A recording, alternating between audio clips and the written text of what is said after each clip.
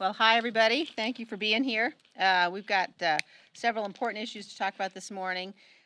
Before I turn it over to the leading Republican on the Appropriations Committee and then to Mr. Cole to talk about where we are on the budget negotiations, I wanted to say a few words about the Green New Deal. This is one of the many issues that we've been dealing with in the conference that we'll continue to deal with.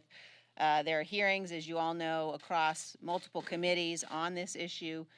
We had hearings yesterday in the Natural Resources Committee on the Green New Deal, on the extent to which, we've really seen the reality of what the Democrats have proposed. The reality is that they have said they would attempt to eliminate all planes, all air travel within a decade. The results would be the elimination also of gasoline, the elimination of cars as we know them now.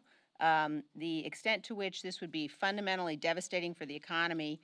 We're going to continue to make sure people understand that they know what's in this deal. Yesterday, we entered into the record the frequently asked questions and the overview that were posted and then deleted from Congresswoman Ocasio-Cortez's website. It's very important the American people see that there be transparency about what they're pushing, and we call on Speaker Pelosi to put this up for a deal on the floor, or put this up for a vote on the floor. We think Democrats need to be held accountable. If they support this as they say they do and as their presidential candidates do, then let's have a vote on it and see to what extent they're all going to get behind moving towards this kind of fantasy.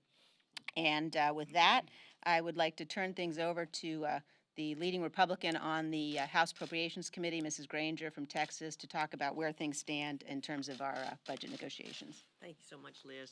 Thank you all for being here. We are, as we speak, finishing up writing the bill. We'll then distribute the bill. We've been meeting with different groups and the conference and answering questions. The important part has to do with miles. All miles aren't equal. What was one of the successes in this, not just the number of miles, but to say the way that the miles are ranked. We went to the people that were on the ground and said, what do you need? Where do you need it? And the Border Patrol and I said, we prioritize 1 through 8. We went from doing those in the areas 6, 7, 8 to the top priorities 1, 2, and 3, and that was very, very important. Need to remember that also, we want new miles. We don't want to just be fixing miles. The fence that the president outlined in his State of the Union is the fence, and we call it the wall. The most important by far. It's steel, packed with concrete.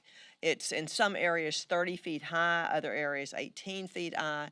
It absolutely is what we need to slow down, have the technology in that wall to make sure the Border Patrol can get there as quickly as possible and stop them from coming across. It can't be driven through, it can't be cut through, so it's certainly the one we need.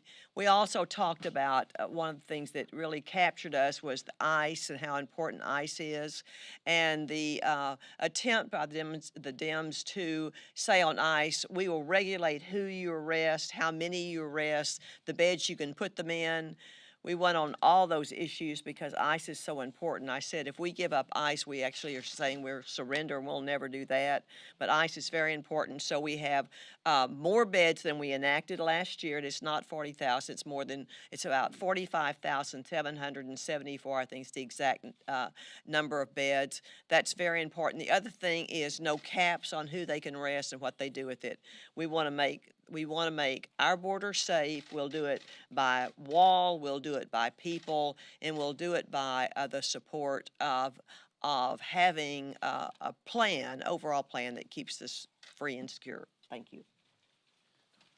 Thank you. Tom Cole from Oklahoma. I'm here, excuse me, in my capacity as vice ranking member amongst the Republicans on the Appropriations Committee. And number one, we are exceptionally proud of Leader Granger for the deal that she did negotiate, which will give us additional physical barriers on the border, which I think resisted efforts to limit the bed space and resisted efforts to tie ICE's hands in terms of who they decide needs to go away. I also want to add two other things that sort of get lost in this debate because we are so narrowly focused. Number one, there's 6 other Republican bills here that were passed by a Republican House and Republican Senate, where frankly we're getting everything we wanted, and the Democratic House is voting for it. So we're pleased and that part of it, because if you happen to be particularly interested, for instance, in Native American issues like me, getting that done and funding the Indian Health Care Service again is pretty important. And I could list a whole range of really bipartisan victories in those 6 bills.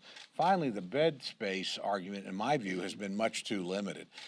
People forget we actually take care of unaccompanied minors in the Health and Human Services budget, not in the Department of Homeland Security. So there are literally thousands of additional beds. And when we have these surges, which we do on occasion, which are unpredictable, quite frankly, it's one of these, we act as if we can precisely decide how many beds. You really can't, because you never know how many people are going to be apprehended. You never know what kind of category they'll fall in. There's a big difference between somebody with a criminal background and an unaccompanied minor, and a big difference in where they're housed. And when we've had these surges, whether it was under President Obama or under President Trump, we've seen more and more unaccompanied minors as part of this.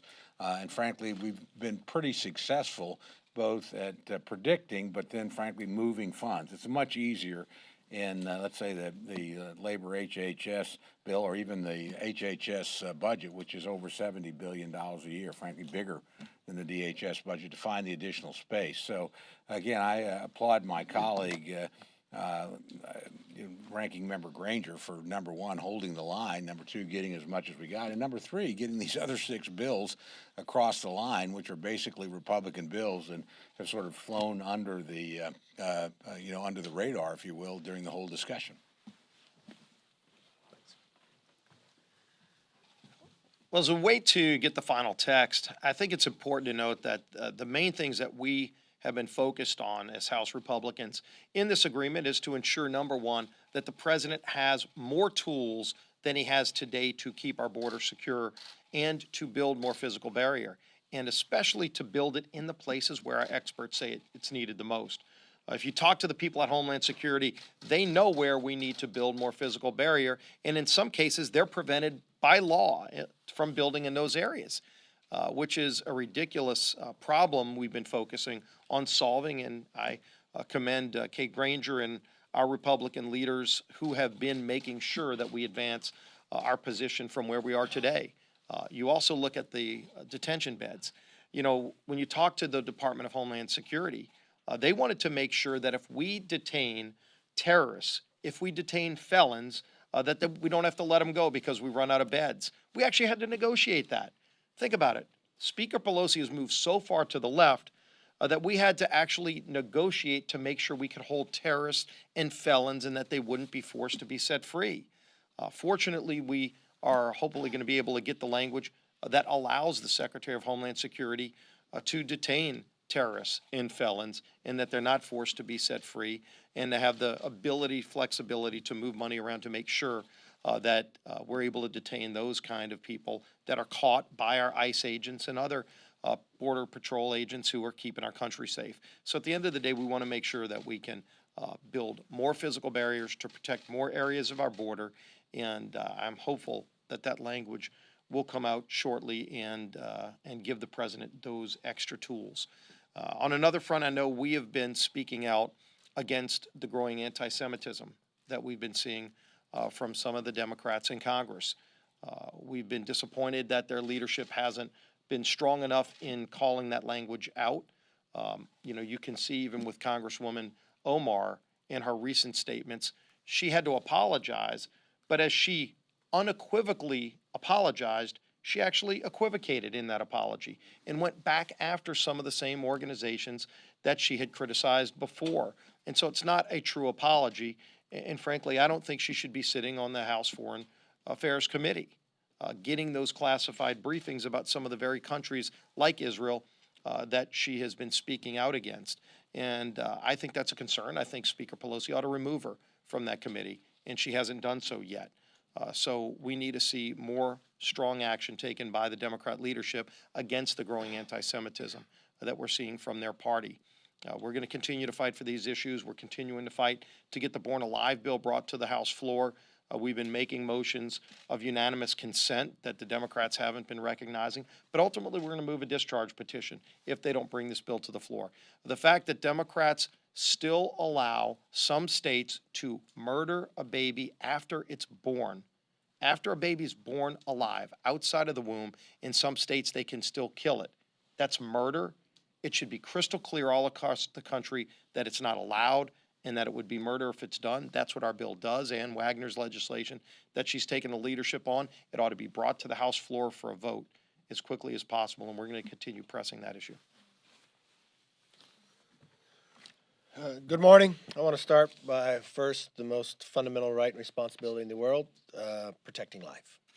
As Whip Scalise talked about last week, numerous House Republicans' effort to bring up the bill, Born Alive Protection Act. We've made unanimous consent recommendations and requests, denied every time. But we will do it again and again and again.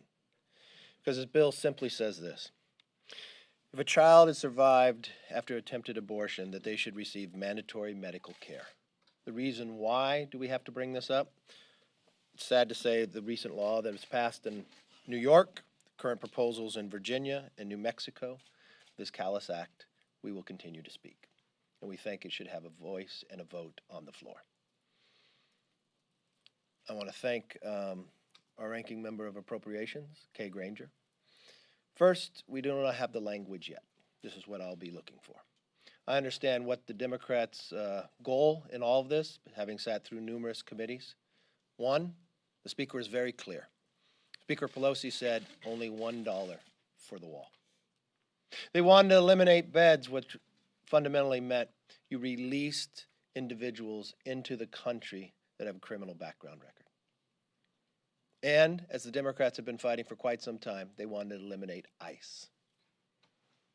The only option really that we have going forward is a continuing resolution or whatever agreement comes out of here. First, it's not $1 for the wall. They did listen to the experts. It's not as far as I would have liked on the amount of money. The president still has an option to put more money in. The question that you'll look at, does he have the ability to build the barriers in the areas the experts requested? I believe that will be the case.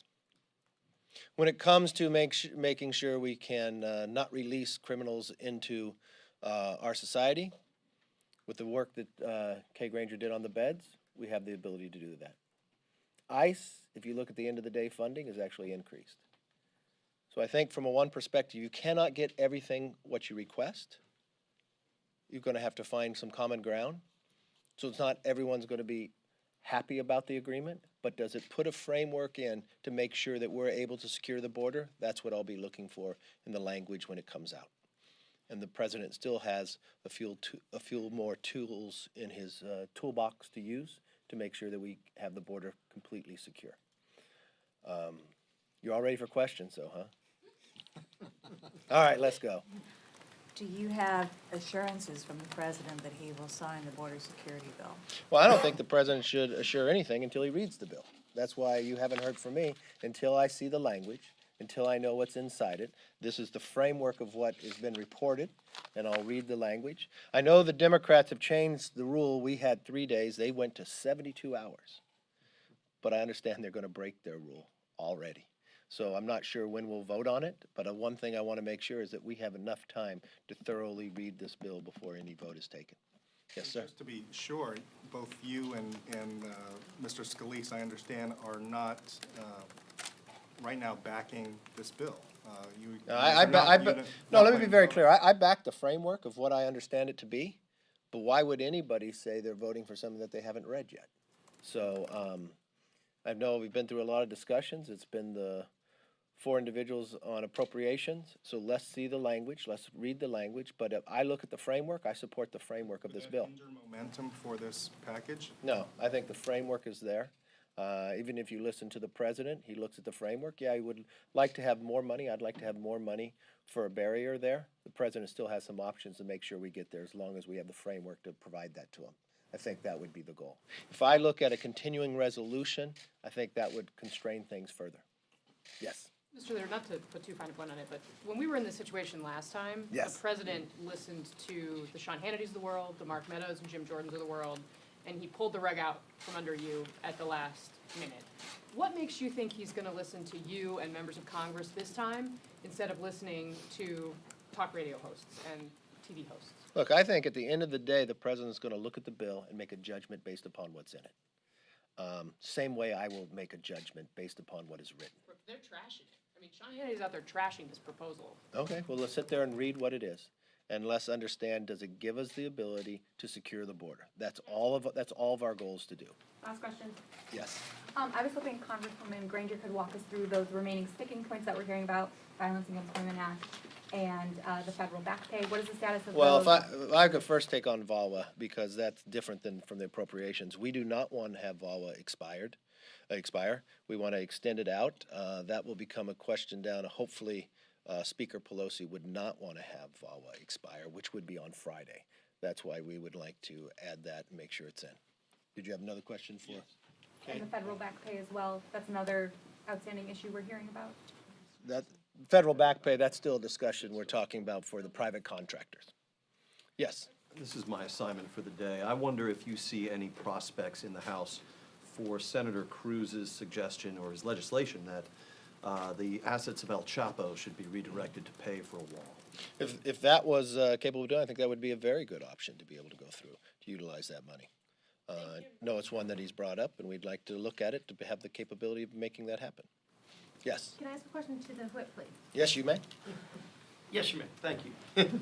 Sir, curious if you are in agreement with the majority leader and the rest of your caucus that the president should sign this bill, or if you think that he should have held out for more and you are actually not in support of this to push for more.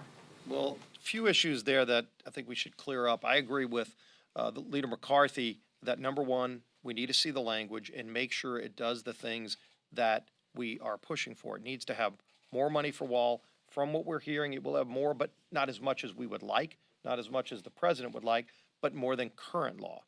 More flexibility is needed right now under current law to build the wall where it's needed most. Where our Border Patrol experts tell us are the areas where the most drug trafficking, the most human trafficking is coming across our border is where they want to build wall. And in some of those areas, they're prohibited in current law from building it there.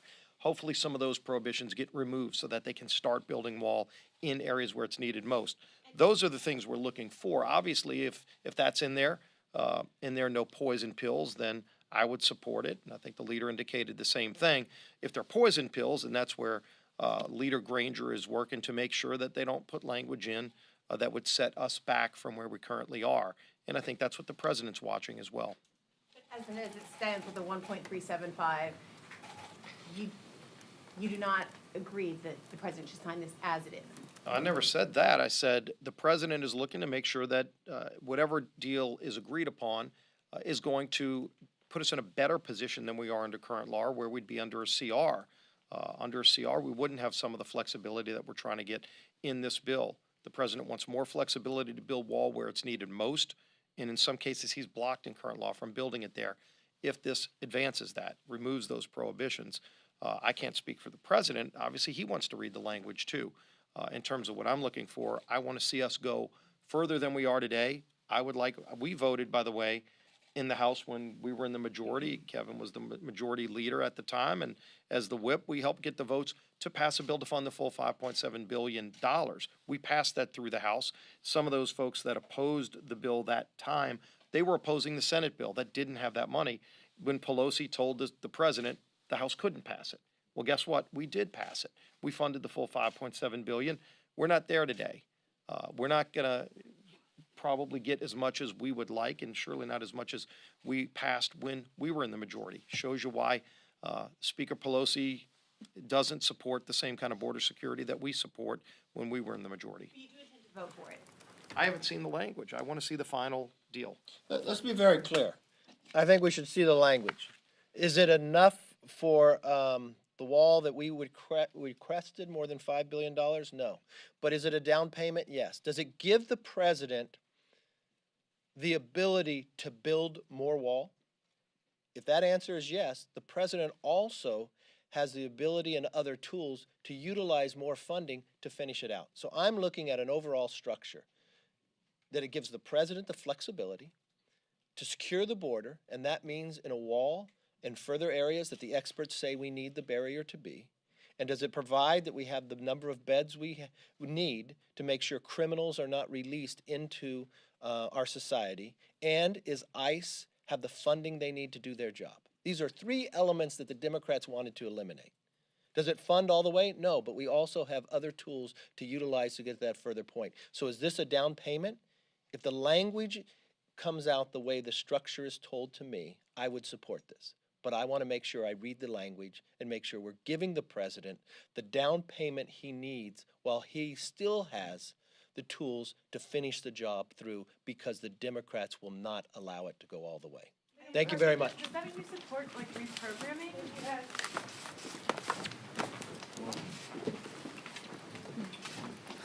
Just a lot of parsing and stuff, you know? Huh?